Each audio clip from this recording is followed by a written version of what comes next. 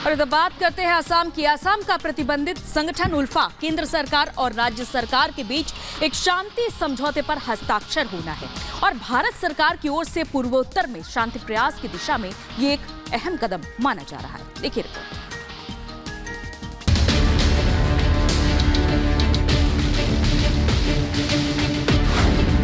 असम में होगा उग्रवाद का अंत। दशकों पुराना संघर्ष होगा खत्म। अमित शाह की ऐतिहासिक पहल। उल्फा संगठन के साथ शांति समझौता।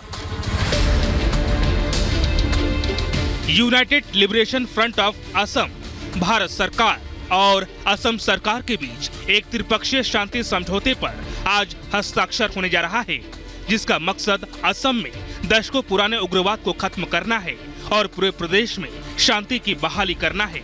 भारत सरकार के पूर्वोत्तर में शांति प्रयास की दिशा में एक बहुत बड़ा कदम है। गृह मंत्री अमित शाह की पहल पर यह अहम समझौता होने जा रहा है।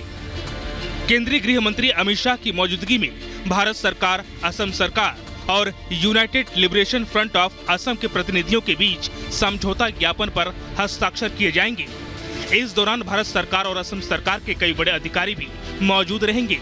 पिछले एक साल से इस शांति समझौते को लेकर उल्फा के बड़े नेताओं से केंद्र सरकार के अधिकारी लगातार वार्ता कर रहे थे, जिसका नतीजा है आज इस समझौते पर हस्ताक्षर हो रहा है।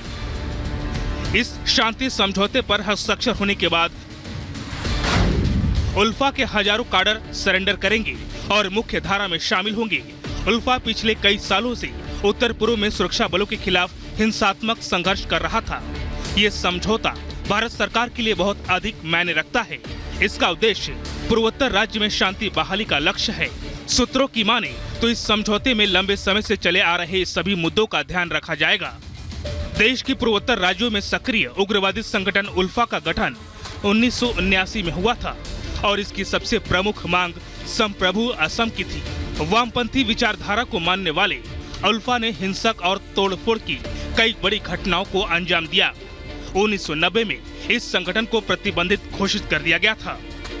इससे पहले भी उल्फा के साथ भारत सरकार ने कई बार बात करनी चाहिए, लेकिन उल्फा में आपस में टकराव से इस कोशिश में बाधा पैदा होती रही।